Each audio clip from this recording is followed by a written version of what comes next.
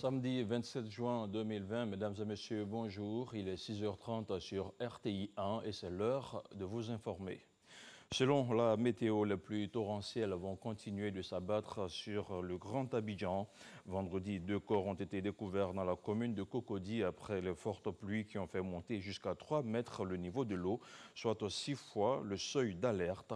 Jeudi, des pluies diluviennes dans la capitale économique ivoirienne ont transformé les rues en torrents et inondé des habitations, causant de nombreux dégâts matériels.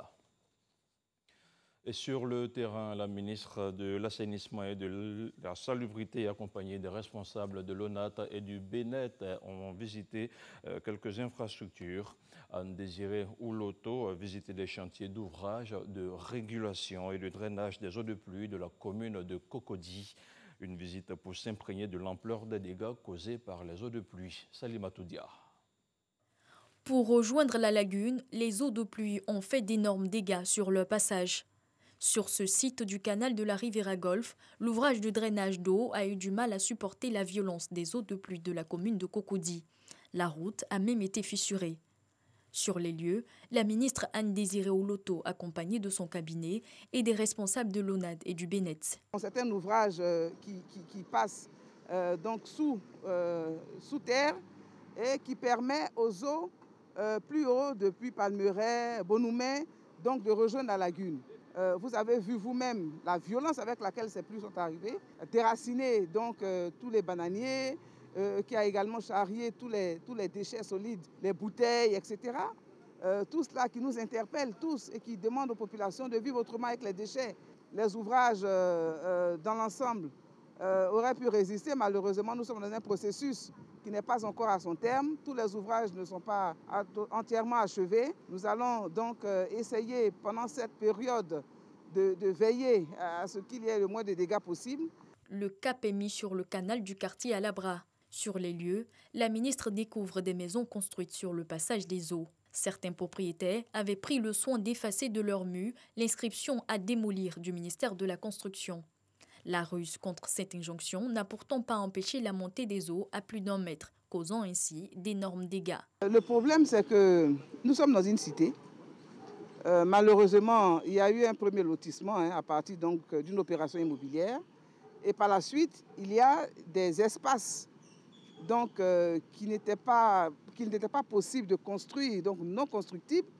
Et le site a été loti, vendu, et des habitations ont été construites. Alors, lorsqu'il y a eu l'opération en cours, d'après ce que les techniciens nous ont dit, vous avez vu tout à l'heure, il y a malheureusement des incivilités, encore une fois, qui ont joué, où on vient cacher ce qui a détruit par le ministère de la Construction, et malheureusement, ça a tout faussé. Ce sont des normes techniques qu'il faut respecter. Il y a un canal qui passe là derrière, et qui malheureusement, d'année en année, va créer des dégâts à ces riverains. Il nous faut anticiper, et il nous faut respecter donc les décisions des techniciens. Il y a des travaux en cours, en amont, qui démontrent bien que les choses ont fonctionné là-haut. Mais le problème se pose ici parce que justement l'eau a eu du mal à rejoindre son lit naturel. La délégation poursuit son chemin au secteur de la Palmeraie, précisément à la rue Ministre, pour constater les dégâts des inondations.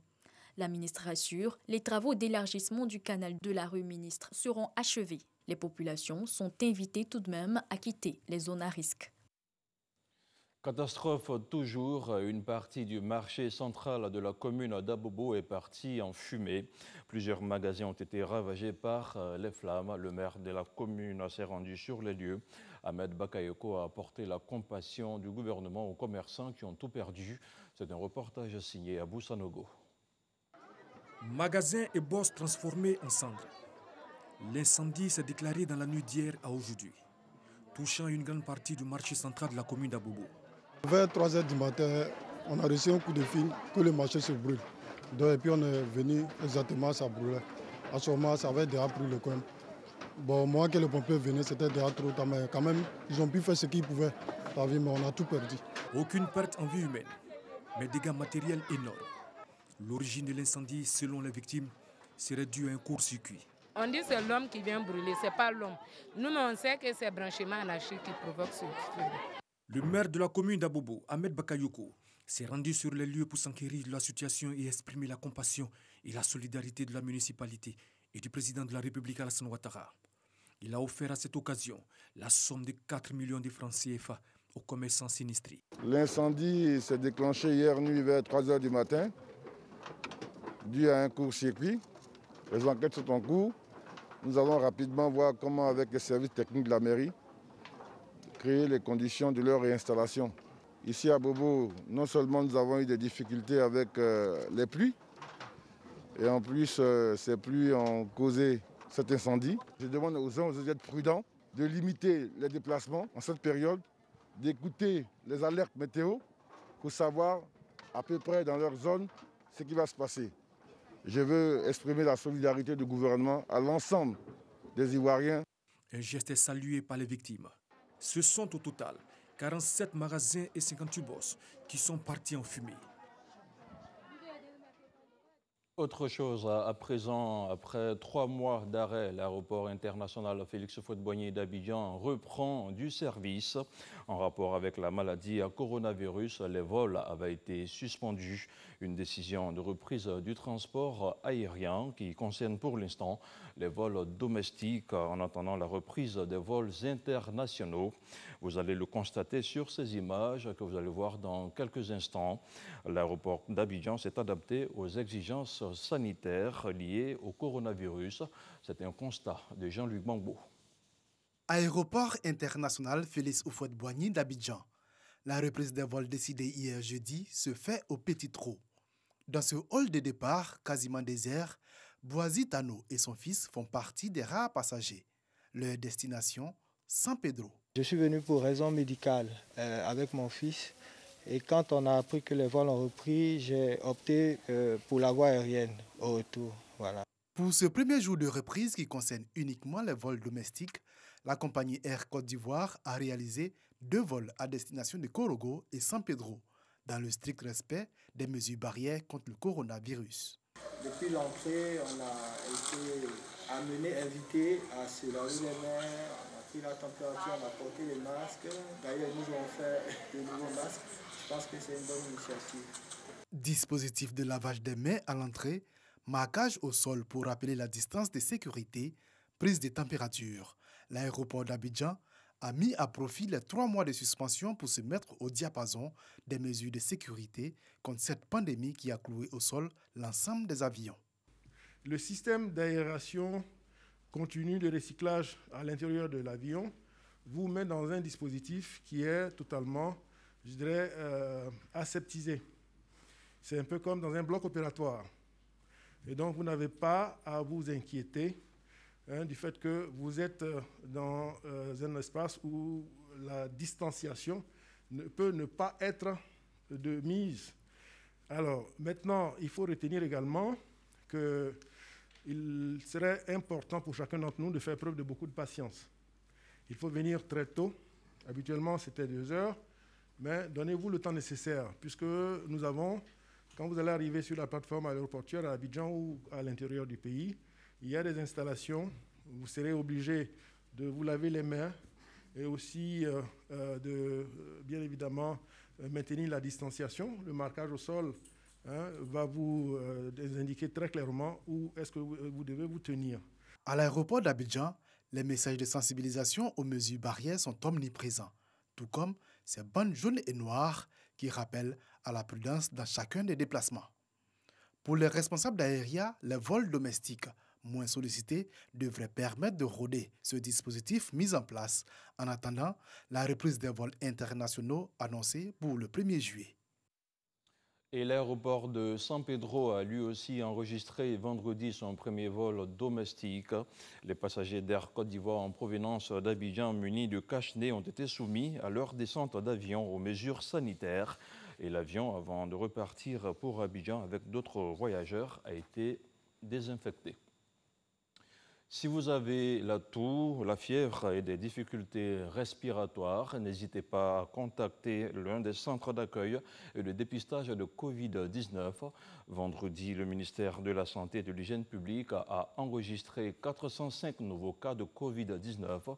On écoute ici le directeur général de la Santé, le professeur Mamadou Samba. Il est au micro de Mamadou Kouassi. Le ministère de la Santé et de l'Hygiène publique a enregistré ce jour vendredi 26 juin 2020,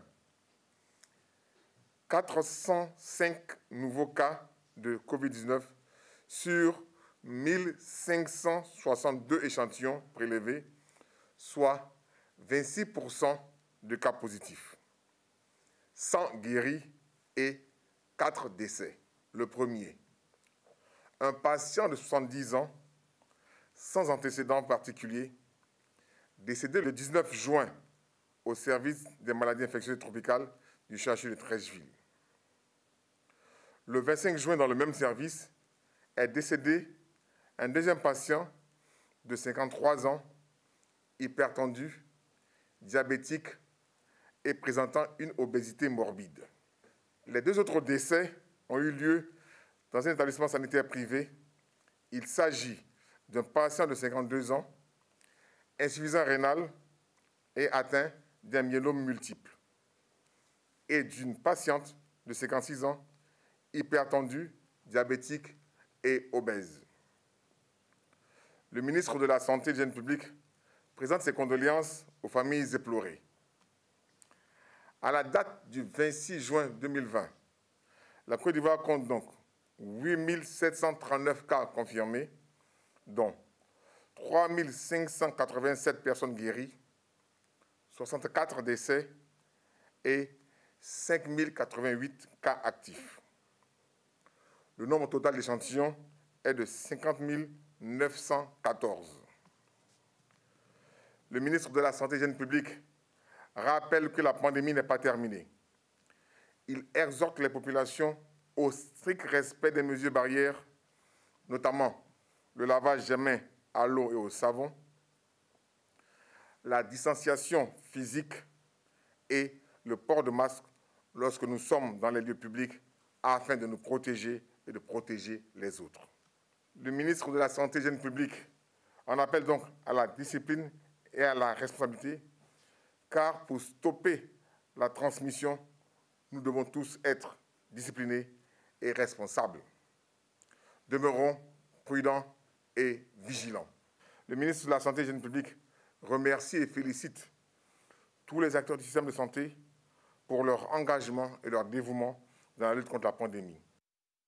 Le point presse quotidien du gouvernement est quant à lui revenu sur le bilan de la pandémie avec notamment les chiffres enregistrés ces dernières semaines.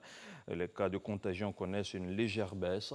Le ministère de la Santé et de l'Hygiène publique appelle toujours à la vigilance et rappelle que la pandémie n'est pas éradiquée. Et sur le plan sécuritaire, la police nationale a également fait son compte-rendu. Serge Coléa. Taux de positivité en baisse malgré la circulation active du virus dans le Grand Abidjan ces derniers jours. La représentante du ministère de la Santé et de l'Hygiène publique affiche un brin d'optimisme. Toutefois, 2 cas de décès touchant un enfant de 7 ans et un adulte jeune de 39 ans viennent souligner la dangerosité de la pandémie. Beaucoup d'efforts restent encore à fournir pour être à l'abri de toute situation catastrophique. Tout le monde est exposé au virus et à ses complications mortelles. Les données de ces derniers jours sur le niveau d'exposition des sujets de 0 à 30 ans et les décès d'enfants ou de jeunes sans pathologie chronique sous-jacente en témoignent. En cette saison pluvieuse, le ministère de la Santé et de l'Hygiène publique note une montée en puissance du paludisme. Attention à la comorbidité. On enregistre de plus en plus de cas de paludisme grave. 15% en plus de mars à fin mai 2020 comparativement à la même période en 2019 chez les enfants de 0 à 5 ans.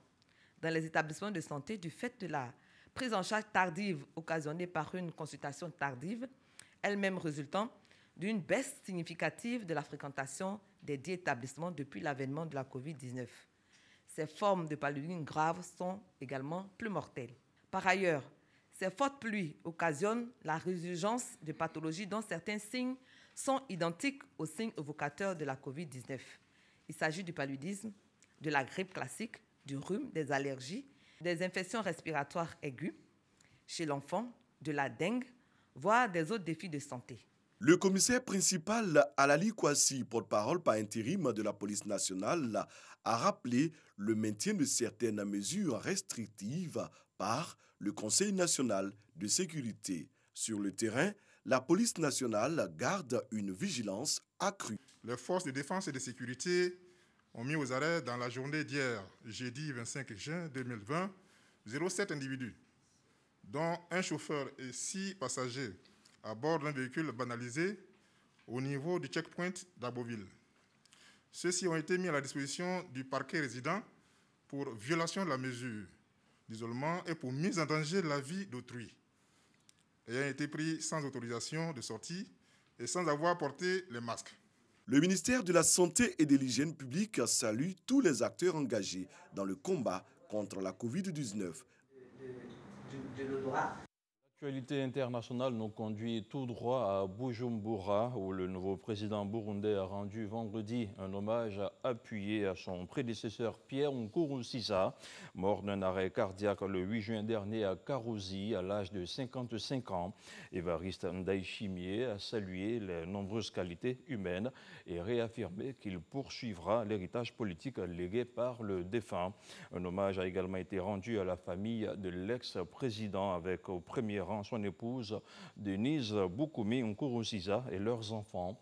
Ces funérailles nationales se sont déroulées en présence de délégations étrangères venues notamment de la Tanzanie, de la Zambie et de la Guinée équatoriale.